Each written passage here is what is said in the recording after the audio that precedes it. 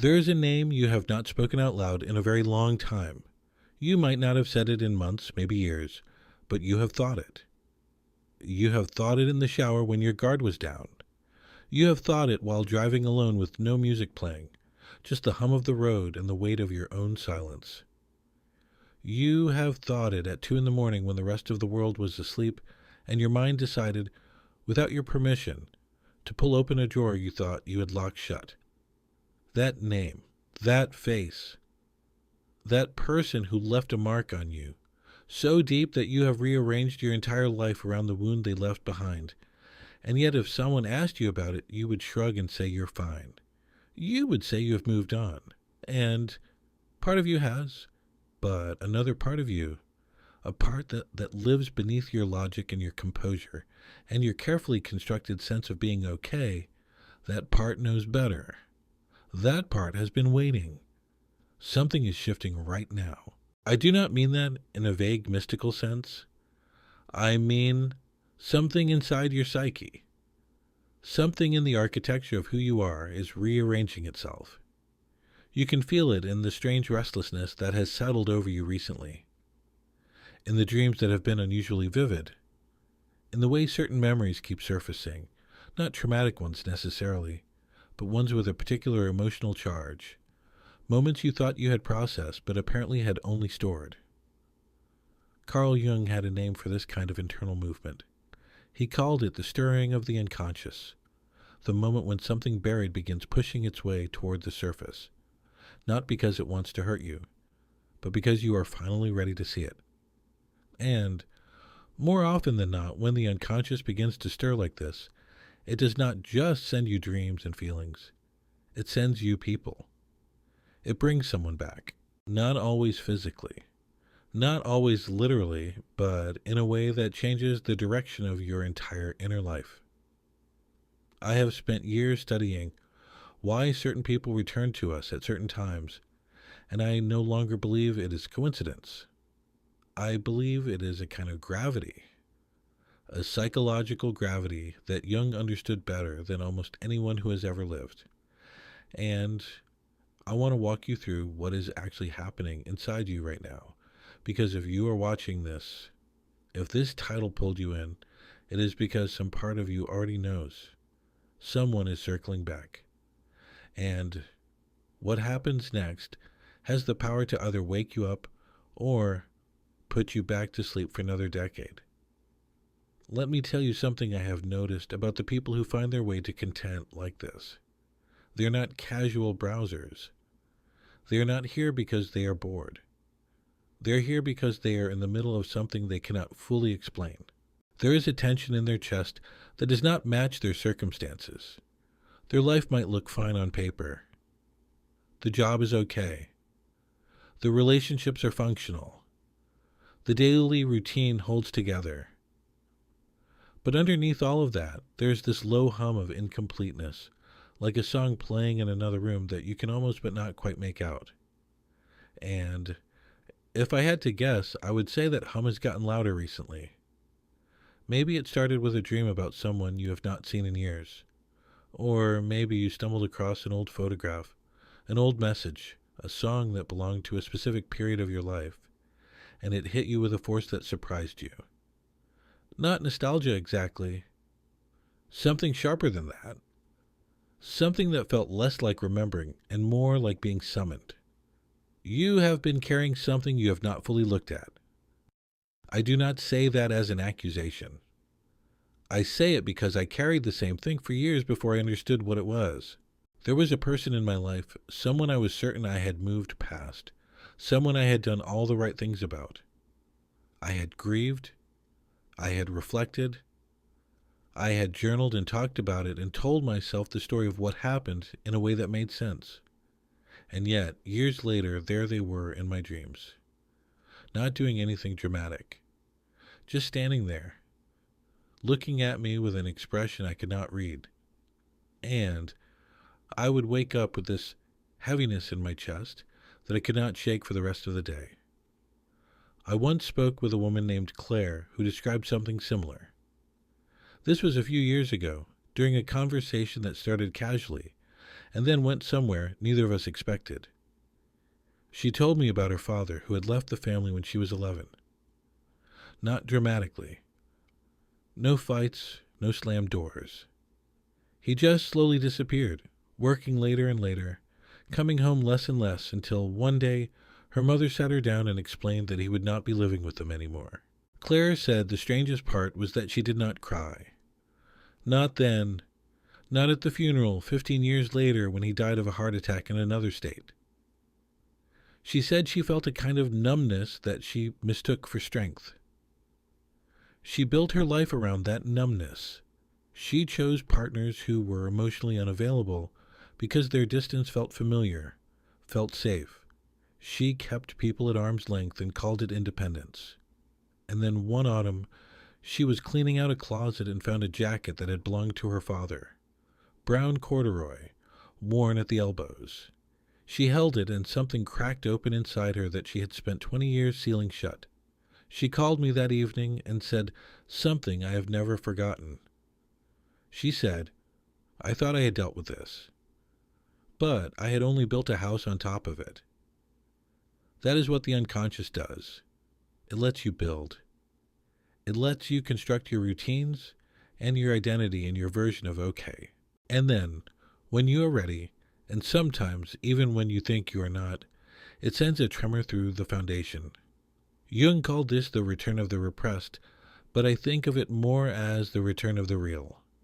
The parts of you that were too much to feel at the time, the love that was too confusing, the grief that was too big, the truth that would have dismantled everything if you had faced it directly. Those parts do not disappear. They wait. And often, they wait in the shape of a person. Here is what I want you to understand, and this is the part that most people never hear explained clearly. When someone comes back into your life, whether they come back as a phone call, a chance encounter, a mutual friend mentioning their name, or even as a recurring thought that will not leave you alone, they are not just returning as themselves. They are returning as a symbol. They are carrying something that belongs to you, a piece of your own psyche that you handed to them, probably without realizing it, and that you now need to reclaim. Jung wrote about this extensively through his concept of projection. He understood that we do not see other people as they truly are. We see them through the lens of our own unconscious material. The qualities we are most drawn to in others are often the qualities we have not yet developed in ourselves. And the qualities that disturb us most, the ones that trigger an outsized reaction, those two are reflections of something unintegrated within us. Jung once wrote, "Everything that irritates us about others can lead us to an understanding of ourselves." And I remember the first time I read that line, I wanted to argue with it. I thought, no, some people are genuinely irritating. Some people are genuinely wrong. But as I sat with it longer, I realized he was not saying the other person is blameless. He was saying that the intensity of your reaction, the heat of it, the way it keeps you up at night, that intensity is yours. It belongs to you. And it is telling you something. This is where it gets uncomfortable, and I want to be honest with you about that. Because the person who is about to re-enter your life, or who has already begun to, they might not be someone you want to see. They might be someone who hurt you, someone who left, someone who made you feel small or invisible or not enough. And the idea that they are carrying a piece of your psyche, that their return is somehow meaningful and not just painful, that idea might feel like a betrayal of your own suffering. I understand that. I have felt that resistance in my own body. But stay with me, because what I am about to show you is not about forgiving them or letting them off the hook. It is about freeing yourself from a loop that has been running beneath your awareness for longer than you know. Jung described a process he called individuation. It is the central concept in all of his work, the one that everything else orbits around. Individuation is the process of becoming who you actually are, not who your parents needed you to be, not who society rewarded you for pretending to be, not who you became in order to survive, but who you are at the deepest, most authentic layer of your being. And here is the part that changed everything for me when I first truly grasped it. Individuation does not happen in isolation. It happens through relationship. It happens through the collisions and entanglements and heartbreaks and reunions that force you to confront the parts of yourself you have been avoiding. The people who wound us most deeply are often the ones who are most essential to our becoming. Not because suffering is noble, but because suffering, when met with awareness, is the doorway to the parts of the psyche that cannot be reached any other way. Jung put it this way, and this is a line I return to again and again. He wrote, "The meeting of two personalities is like the contact of two chemical substances. If there is any reaction, both are transformed." Think about that. Both are transformed, not just one. When someone comes back into your life and you feel that charge, that electricity, that mixture of dread and longing, it is because a chemical reaction is trying to happen. Something inside you is trying to combine with something you have kept separate. And the person standing in front of you, or the person living in your memory, is the catalyst. Let me tell you about a man I will call Thomas. He came across Jung's work during what he described as the worst year of his life. His marriage had ended, not because of any single betrayal, but because of a slow, quiet erosion that neither he nor his wife had the language to name. They had simply become strangers who shared a mortgage. After the divorce, Thomas threw himself into work, into fitness, into anything that kept him too busy to feel. And for a while it worked. But then his ex-wife reached out. Not to reconcile, just to return a box of his things she had found in the garage. They met at a coffee shop on a Tuesday afternoon in early March. He told me the trees outside were still bare and there was a thin rain falling that made everything look gray. They talked for 20 minutes about logistics, about the box, about nothing that mattered, and then, as she was leaving, she turned and said, "I hope you find what you're looking for, Thomas." And something in the way she said his name, not with anger, not with love exactly, but with a kind of sad clarity, it broke something open in him. He sat in his car afterward and cried in a way he had not cried since he was a child. He told me, "I was not crying about her. I was crying about me. About all the years I spent performing instead of living." She held up a mirror, and I finally looked. That is what the return of a person does when you are psychologically ready for it. It holds up a mirror. Not a flattering one. Not a cruel one. Just an honest one. And what you see in that mirror is your shadow. The shadow is Jung's term for everything about yourself that you have rejected, denied, hidden, or refused to acknowledge. It is not just your darkness, though it includes that. It is also your unlived potential, your unfelt grief, your unexpressed power, the parts of you that were too wild, too tender, too strange, or too real for the world you grew up in. You learned early on that certain parts of you were not welcome. Maybe your anger was not welcome, so you buried it and became the peacemaker. Maybe your sensitivity was not welcome, so you armored yourself and became the strong one. Maybe your ambition was not welcome, so you played small and called it humility. Those exiled parts do not disappear. They go underground. They become your shadow. And they find their way back to you through the people who trigger you most. This is why the person who is returning now is so significant. They are not just a chapter from your past. They are a messenger from your unconscious. They carry something you need, not because they are going to give it to you, but because their presence forces you to retrieve it from within yourself. Maybe for you it looks like this. There is an ex who keeps appearing in your dreams, not in romantic scenes, but in strange symbolic ones. You are in a house you do not recognize, but somehow know. They are in another room. You can hear them, but you cannot reach them. And you wake up feeling not heartbroken, but unsettled, Like you left something behind that you need to go back for. Or maybe it looks different. Maybe there is a friend you lost, not to death, but to distance, to misunderstanding, to the slow drift that happens when two people are growing in different directions. And lately, you have been thinking about them with a tenderness that surprises you. You are not angry anymore. You are not even sad exactly. You just miss something, and you are not entirely sure it is them you are missing, or the version of yourself that existed when they were in your life.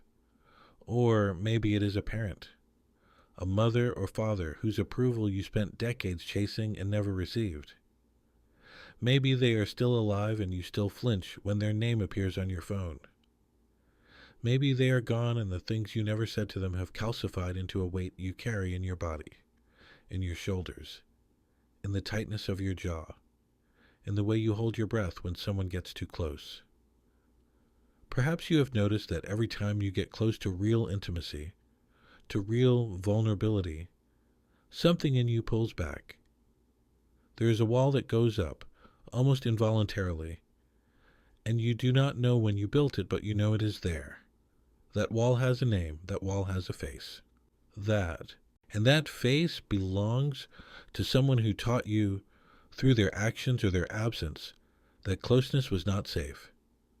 If you are recognizing yourself in any of this, I want you to do something simple. Leave one word in the comments. Just the word awake. Not for me. For you. As a marker that today, in this moment, you allowed yourself to see something you have been turning away from. Now that you see it, the question becomes, what do you do with it? And this is where everything changes, because most people, when they feel the pull of a returning person, do one of two things. They either rush toward them, trying to recreate what was lost, or they slam the door shut and pretend they feel nothing. Both of those responses come from the ego.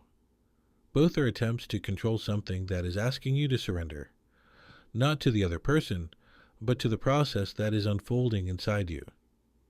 The first thing that needs to shift is your understanding of what this return actually is. It is not a love story. It is not a revenge story. It is not even a reconciliation story. It is an individuation story.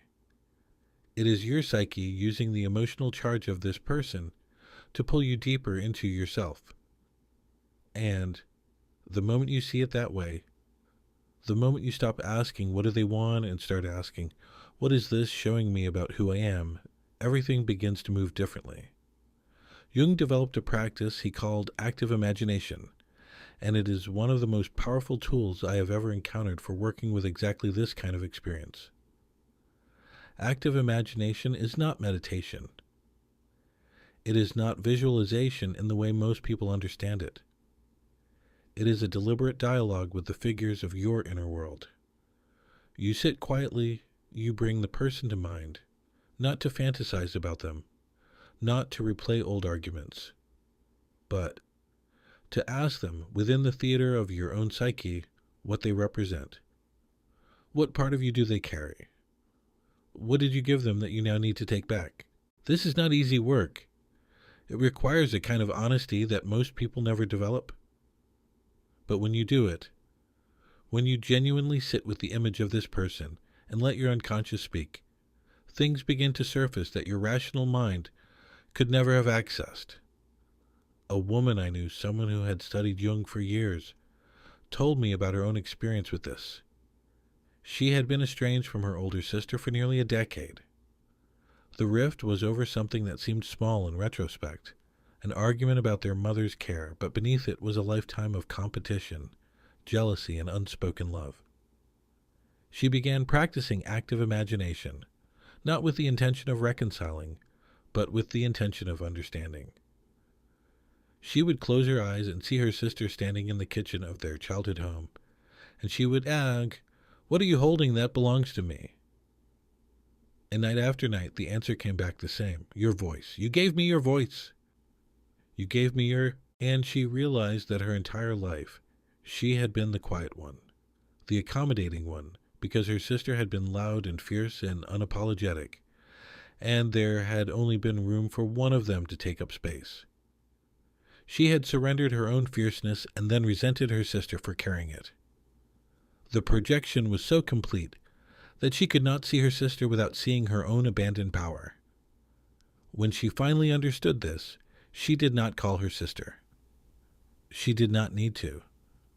What she did was start speaking up, in small ways at first, saying no when she meant no, saying what she actually thought in meetings instead of what she thought people wanted to hear.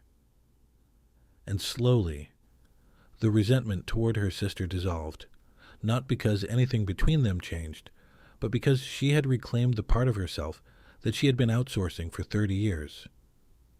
There is an old Greek myth that speaks to the same truth. The myth of Orpheus and Eurydice.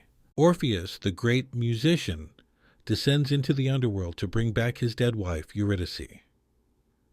The god of the underworld agrees to let her go, but on one condition. Orpheus must walk ahead of her and never look back. He must trust that she is following. He must walk forward into the light without confirmation, without control. And of course, at the very last moment, just before they reach the surface, he looks back. And she vanishes forever. Most people read this myth as a story about love and loss, but there is a deeper reading, a Jungian reading. Eurydice is not just his wife, she is his anima, the feminine aspect of his own soul. She represents the feeling, the intuition, the depth that he has lost access to. And the lesson of the myth is do not look back. The lesson is you cannot retrieve what you have lost by clinging to it. You can only retrieve it by moving forward, by trusting the process, by walking toward the light and allowing what needs to follow you to follow in its own time. This is the second shift. Stop trying to control the return. Whether this person re-enters your life physically or remains a figure in your inner landscape, the temptation will be to manage it. To script the conversation, to rehearse what you will say, to strategize. Let that go. The unconscious does not respond to strategy. It responds to sincerity. It responds to your willingness to feel what you have been avoiding. The third shift is perhaps the most important, and it is the one that I struggled with the longest. You have to be willing to let the relationship mean something different than what it originally meant.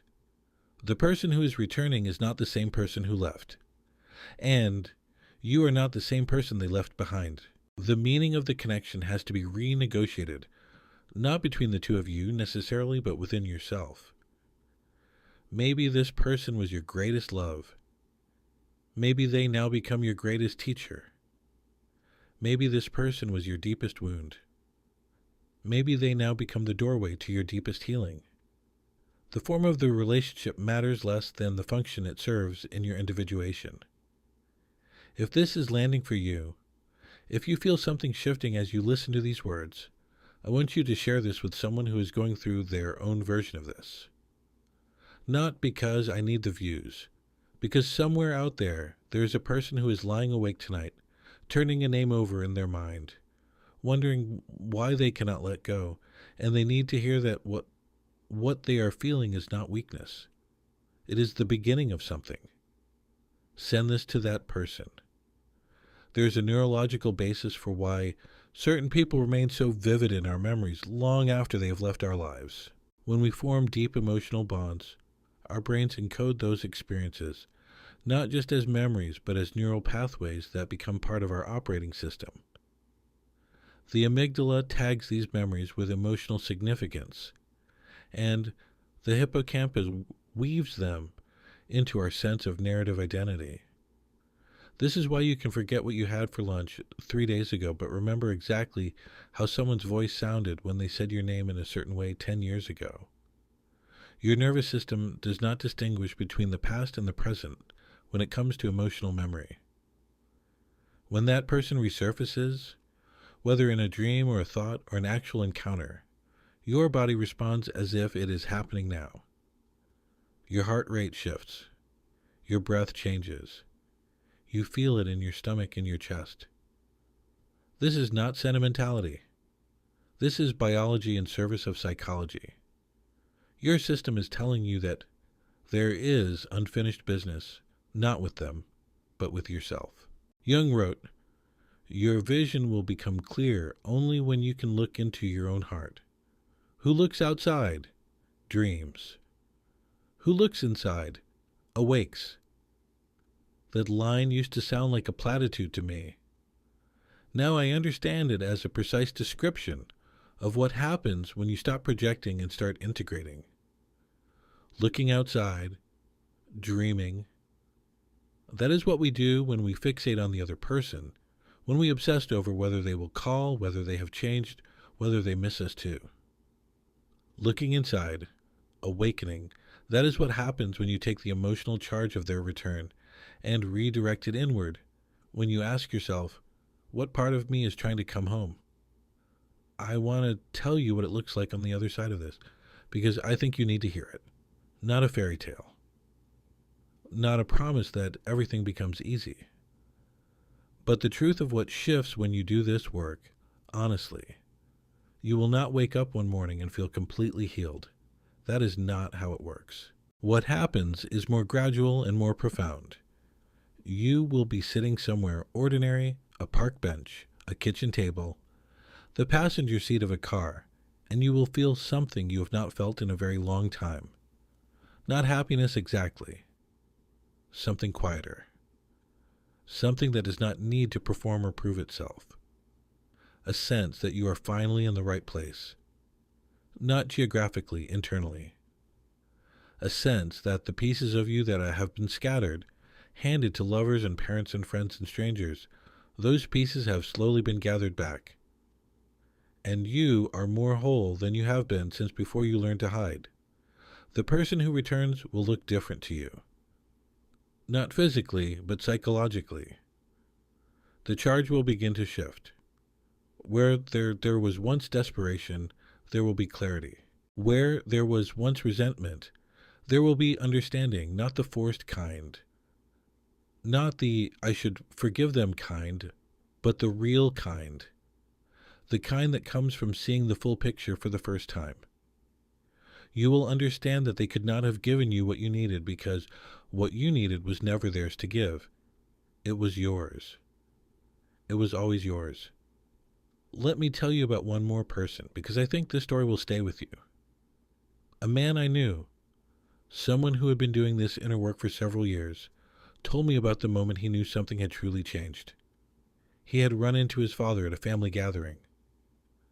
This was a man who had been cold and critical throughout his childhood, a man whose approval he had chased into every boardroom, every achievement, every exhausting attempt to be impressive.